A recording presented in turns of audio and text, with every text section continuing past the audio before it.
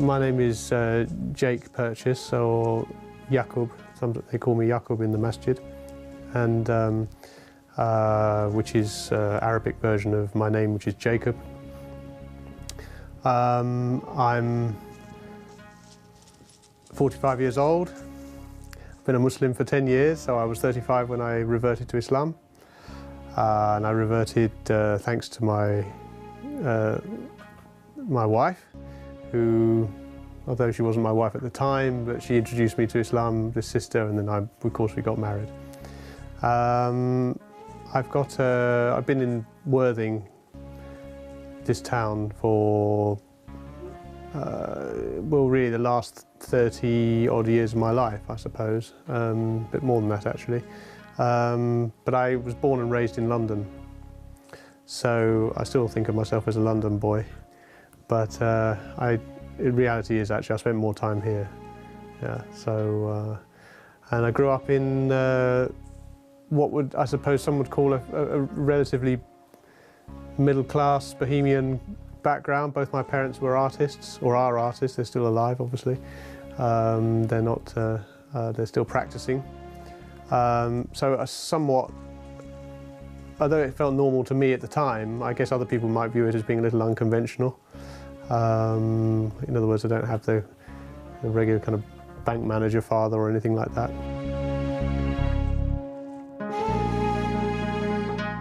In terms of religious background, of course I was raised in the Church of England. That's my background. And both my parents, my father's father, my grandfather, was a parish priest, and my grandmother from my mother's side was set to be ordained as a vicar as well, before he passed away. On the other side of the family, we have a somewhat military background on my father's side. And on my mother's side, it's what they'd call trade. In other words, it was my grandfather was very much involved in insurance and engineering. The first thing I learned about or heard about Muslims, it's hard to say, because I often wonder whether there was any subliminal effect on my childhood, because at the time, especially in London, we heard more about the IRA, and that was quite but also we heard a lot about Palestinian liberation, the PLO. But I didn't really know they were Muslims, I just knew they were Arabs, Growing up in London, we grew up predominantly with West Indian people and Sikhs. So I really am stretching myself to try and remember any Muslims as such. So I think they were almost non-existent in my early childhood, from 10. Now from after about 10 or 11, round about 1979, there was the Islamic Revolution. Ayatollah Khomeini came into Iran, and that was portrayed by the news as being very negative. It's only later on have I tried to get a better grasp of what was going on at the time, but I think that was the stereotypical image of Muslims that we had at the time. So I think most of my initial impressions were not particularly good. I think that's quite normal. Things started getting more interesting when I was a little older, about 18, 19, when I had my first, I had a trip to Egypt, and I went with my parents and some friends. And I remember quite clearly being quite impressed with the masjids, the mosques in Egypt, particularly in Cairo, and the call to prayer, because the Egyptian muezzin is very distinctive. It's a beautiful, beautiful sound. And I subsequently had a second trip a year later, and I think these little influences crept into my head. But I think Islam at the time, and still is to some extent, still seen as a foreign religion. It's not really seen as something for everybody, and I think that's the way it's portrayed, the way it's sold, the way, it's not, the PR machine on Islam is pretty poor.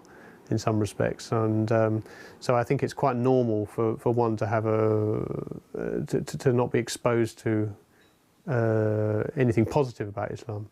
I think it was only really after I was married previously, but after that was finished and I met a lady from Indonesia, she informed me about 3 or 4 weeks after chatting by email, that she was a Muslim. And because we'd already started off with the intention of marriage, you know, there wasn't really any ambiguity on that one. She said, "Do you realise I'm a Muslim? You need to know I'm a Muslim." And I said, "Right." And she said, "Well, if we're to get married, you need to be a Muslim too." "Oh," I said, that could be a problem, you know. I'm not sure how I can be a Muslim. Aren't Muslims terrorists? I mean, this is the idea that I had in my head. And of course, about 3 months after that, there was 9/11, you know, so this is really not a good time to be a Muslim. In fact, actually, I'd taken my Shahada about 2 weeks before 9/11. I think it was something like that. It was a few weeks before. So I thought, what am I doing, you know? And that's, and I thought, oh, I've got to keep this quiet.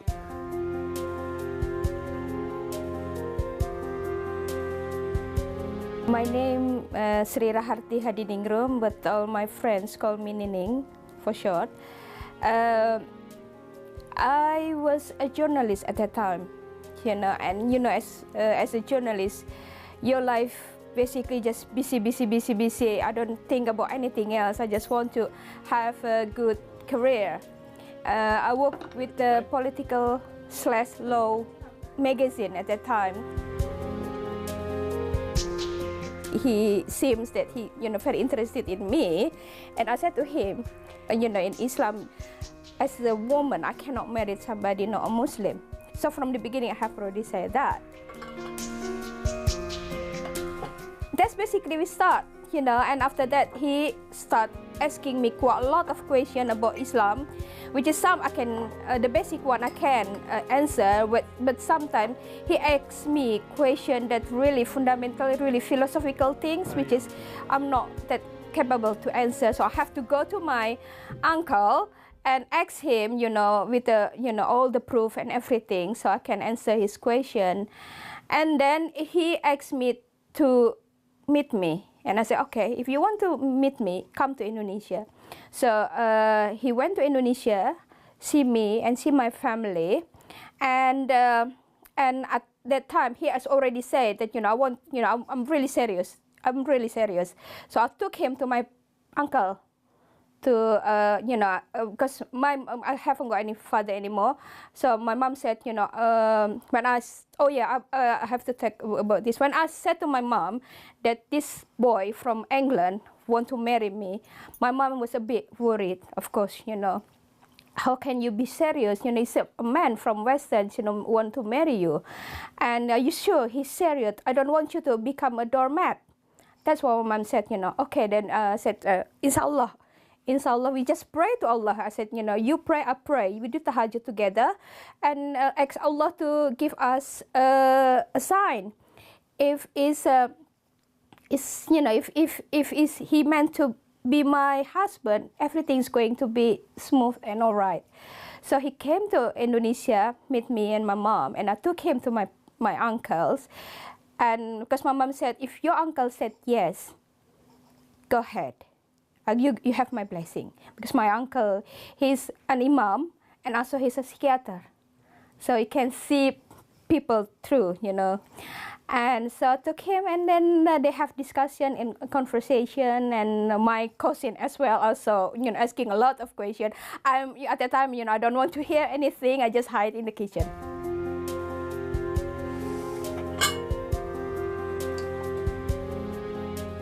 So her uncle had to vet me, you know, make sure I was a good guy, and he came up to me and said, "Do you believe in God?"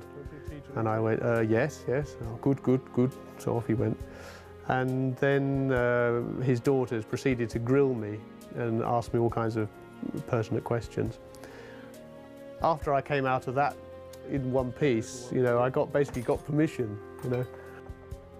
So, and when we finished the conversation the next day, I rang my uncles. How do you think about him? My uncle said, fine, go ahead. I was there for a couple of weeks, but when I came back to England, then Ninning came to see me, to see my family. I thought it was quite normal for her to come and stay in my house, you see. And she said to me, I can't stay here until we get married. What are you talking about? And I said, no, I can't stay in your house until we get married. So I said, well, what do we do? Well, we have to get married, she said. So you have to marry me. I said, well, how do I do that? So I said, we have to find a mosque, you know, and you have to take Shahada. And so this is all very confusing to me. And I went, okay. So we telephoned around, and this is where Bijam, my Iranian friend, said there's a mosque in Brighton. He didn't know there was one in Worthing either, but there was one in Brighton, and so we booked up the next day or the day after, I think. And the Imam there, Julie, took my Shahada and then married us 5 minutes later. So that's how I became Muslim.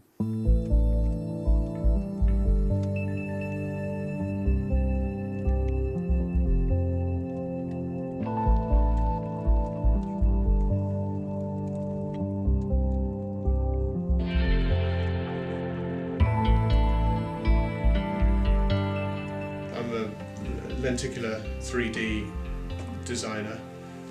Before that I was a photographer, before that I was a filmmaker, but I've been doing this particular work, 3D printing, for about 12 years, and I've been in this studio for about 5 years. But I started that before I became Muslim. I've been Muslim now for 10 years, so I was doing this before I converted to Islam. Since I've been a Muslim, I've been a little more careful about the kind of work that I take on. Right, I mean, sometimes, especially with advertising, sometimes things can be a little bit risque, you know. And whilst I have some, you have to have some tolerance on it.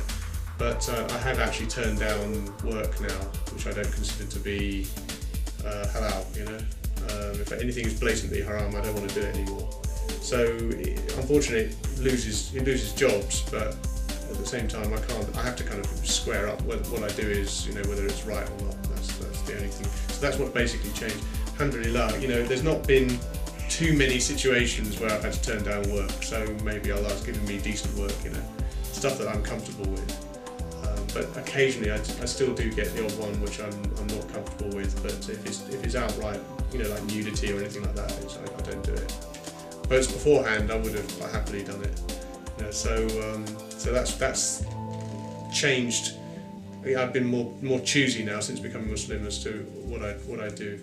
There we go. That's the finished article. You'll see one flip will say Allah, and the other we should say Muhammad.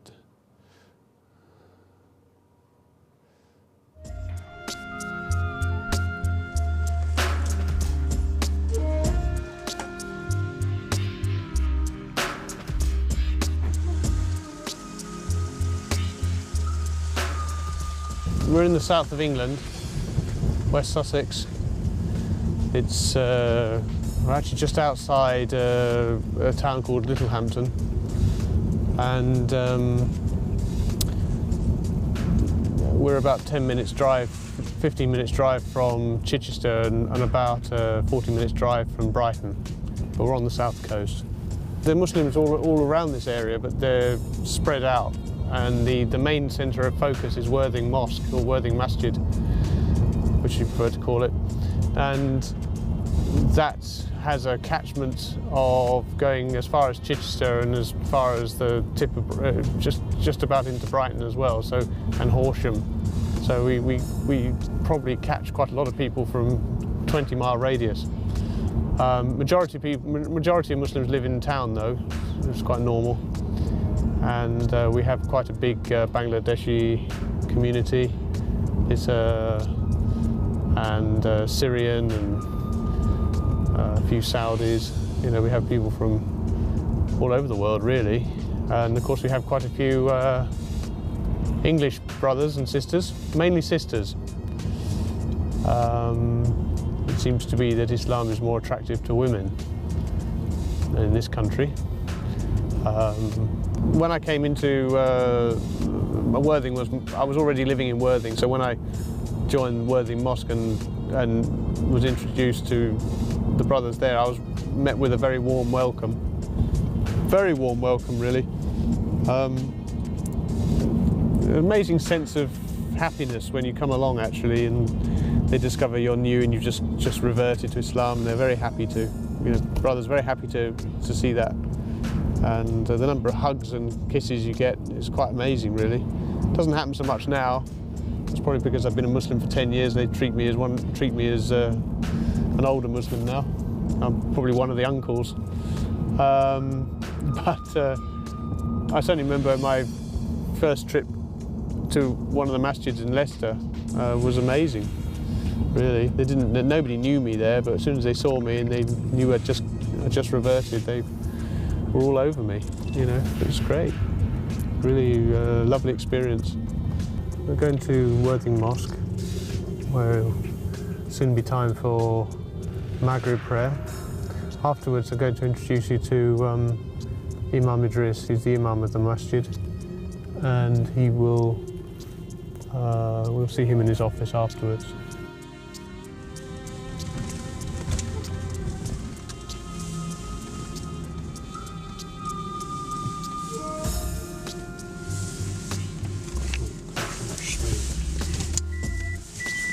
Sorry.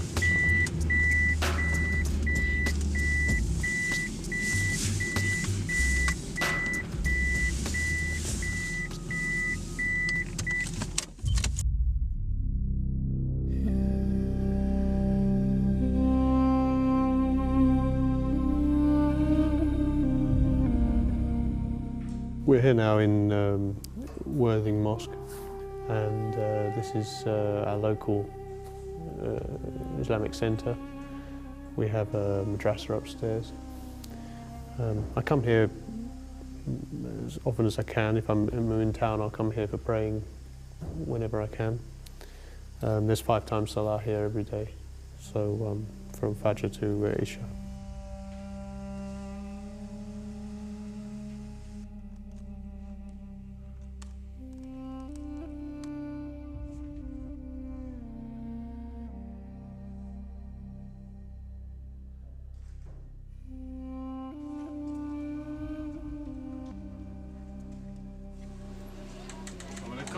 Walaikum salam. How are you? Hi, Yaqub, you okay? Thank you. Yeah. Take a seat. Yeah, thank you. How's everything?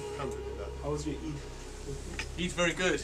Yeah, we even got some meat. That's good. Were you in Worthing or did you go somewhere? No, we stayed in I've known Worthing. Yaqub now for 5 years, actually, since I came to Worthing, because Yaqub is actually a member of the committee as well. So he was actually one of the very first people that I met. We have approximately 1,000 Muslims in Worthing, and we are very fortunate that we have about 30 to 40 people who have converted to Islam. We look at the people who have converted to Islam or reverted to Islam with a lot of admiration. First of all, because of the virtues that they have, in the sense that when a person enters the fold of Islam, then all their sins are forgiven, and it is like a newborn baby coming into the world. And also at the same time, it is because they are Muslims by choice and we are Muslims by chance to a certain extent. So because we are just Muslims by chance, if we were born in some other faith, who knows whether we would have accepted the faith or not. But because when somebody is Muslim by choice, then obviously we have a lot of admiration for that. And I think the whole community are very happy, very proud of the people who have converted into Islam and who have reverted into the fold of Islam.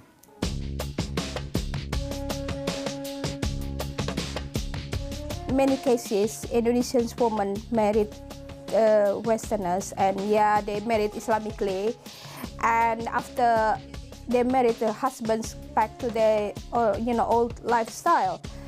And what I believe is we cannot force religions to somebody.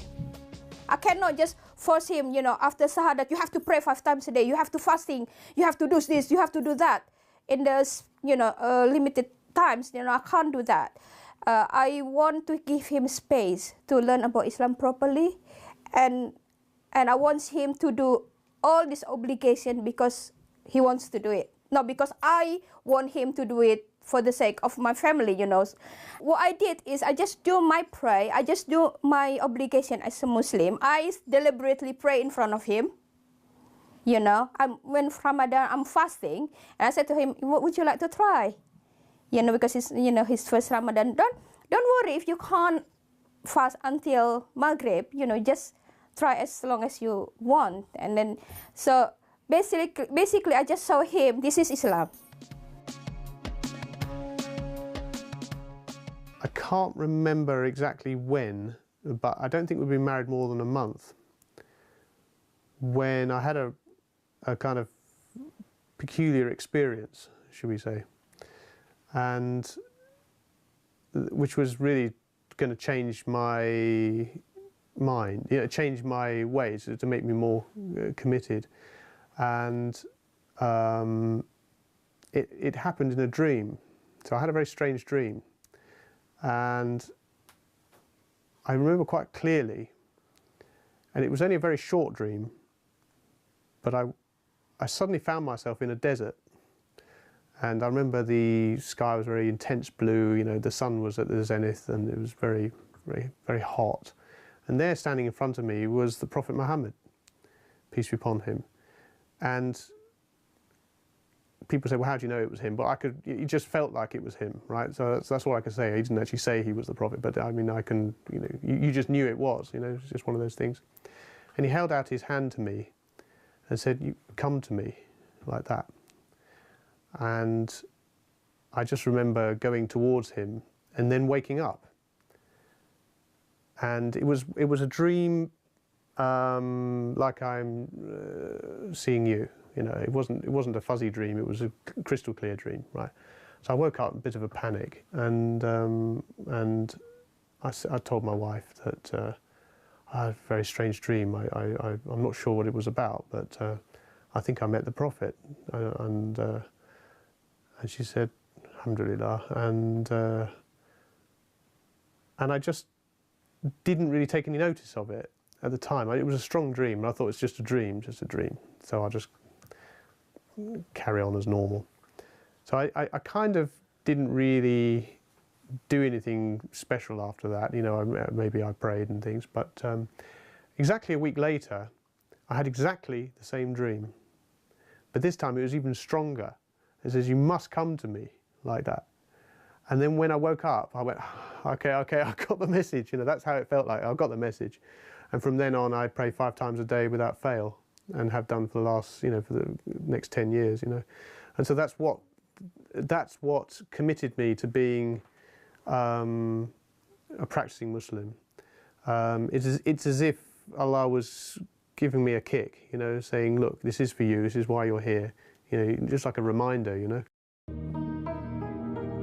I'm not saying I'm a good Muslim. I'm not saying I'm the world's greatest Muslim by a long shot. I mean, there's plenty of things that it's like a big mountain to climb, and I'm only on the base camp. Maybe it's starting a bit further up the hill, but I realise, to get to the top is probably impossible. But there are some people who achieve it, and they're very admirable. But I try and do the fard, what's required of me every day. I try and do interweave it or interlace it with my everyday life.